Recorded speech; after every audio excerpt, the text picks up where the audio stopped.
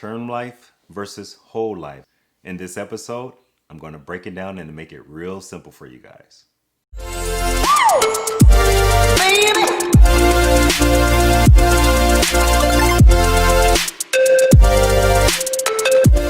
Hey YouTube, this is LaShawn Wiley with The Science of Managing, and today's topic we are going to be covering life insurance. I am going to break it down for you guys so that it's real easy for you to understand and you'll be able to make a well-informed decision when it comes to buying insurance to protect your family if something was to happen to you. Now, I actually used to sell life insurance for New York Life Insurance Company. I am an award-winning life insurance agent. This is an award that New York Life gave me for selling a ton of life insurance. It's given to me in 2012.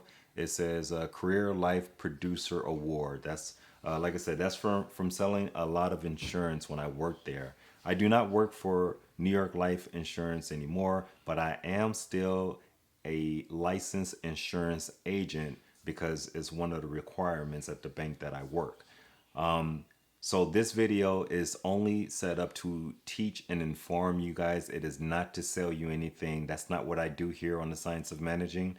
The Science of Managing is set up to save you money, save you time, and save you headaches based on my knowledge and experience in life.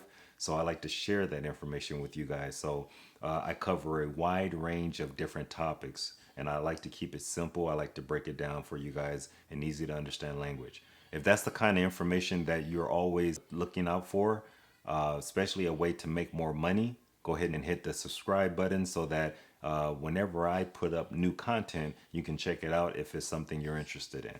So let's just jump right into the subject here, whole life versus term life insurance. Let's start with the fact that whole life insurance is quite expensive. It could be anywhere from 3 to 4 times the price of a term policy. Okay, so if you had a term policy for $100,000 that costs you $25, it's easy to kind of do the math and figure that a whole life policy is going to cost you around $100. Okay, so just kind of use that as a ballpark way of calculating the difference in price when it comes to term life and whole life. The next thing to think about when it comes to whole life insurance versus term life insurance is the fact that whole life insurance is permanent, whereas term is only for a short amount of time. Okay, so as long as you pay your whole life premium and you never stop paying that premium, when you die, your beneficiary, the person you're going to leave the money to, will collect the money on that policy. Now, term is just like it sounds like, it's only for a certain term. So if you have a 20-year term, that policy will only pay out to your beneficiary if you die within that term of 20 years. So if you die during year 21, your family gets nothing because the policy stopped at year 20. So it's only for the term of time that you select. And you can select anywhere from 1-year term all the way up to, I've heard of 25-year terms. So now I want to cover one more difference between whole life and term, which is the cash value feature. Now, whole life actually grows in cash value over time.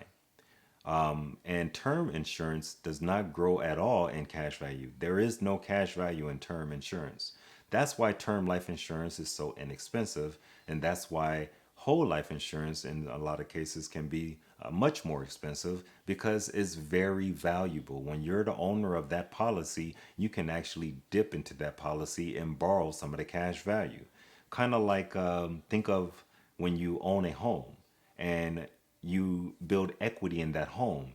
You're actually able to access the equity in that home by taking a loan to borrow some of that money or withdraw some of that money by refinancing your home.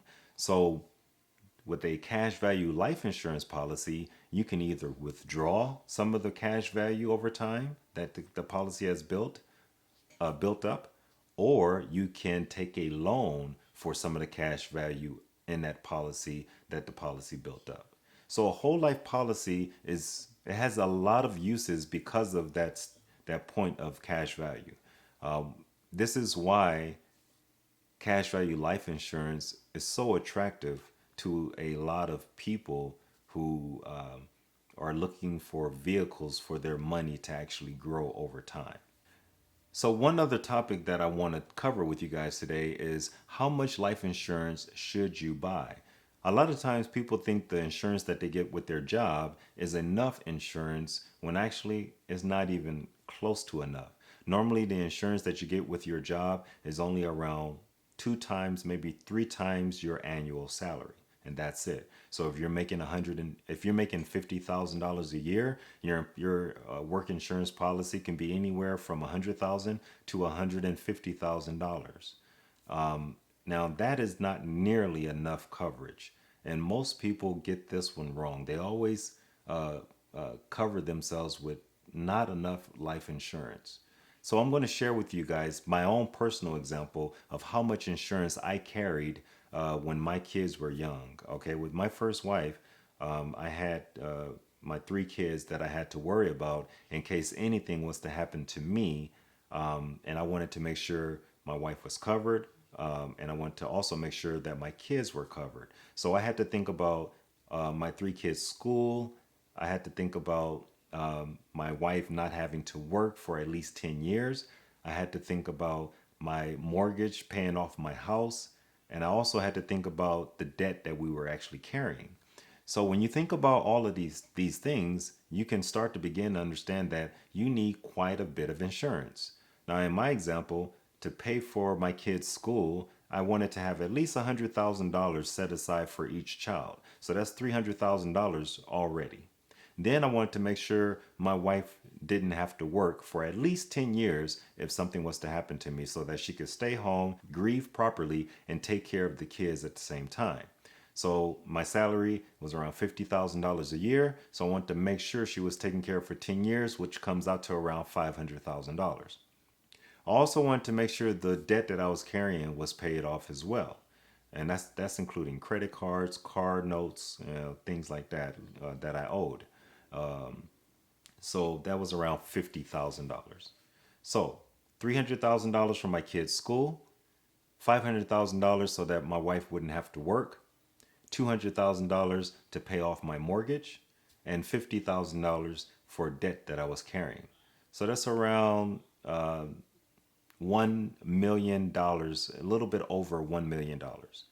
Now, I also want to make sure I had enough money to pay for burial and anything incidentals that I was probably forgetting. So I carried $1.2 million of life insurance a majority of the time when my kids were school age. Because if anything happened to me, I wanted to make sure all of those things were taken care of. Now, in order for me to afford $1.2 million of life insurance, I carried a combination of whole life insurance and term life insurance. I want to say three-quarters of my coverage was term, while one quarter of my coverage was whole life. This gave me a great mix so that number one, I had permanent insurance on me so that when I got old, I already had insurance coverage.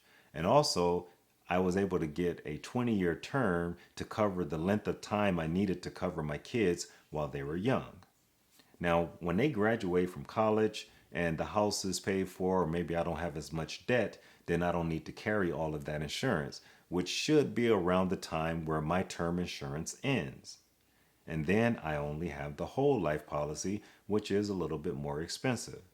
This is how you want to think when it comes to calculating how much coverage you want to have to cover your family in case something happens to you. This way, you can make sure you leave a legacy for your kids and you make sure that your kids are fully taken care of with no struggles necessary if something was to happen to you or your spouse. And you need to have policies on both parties, not just you, but your spouse needs to have insurance coverage as well. So I hope this information was helpful to you guys, and now you understand exactly how much insurance you should be carrying and the differences between whole life and term life insurance. You guys be good, and I'll see you guys next time.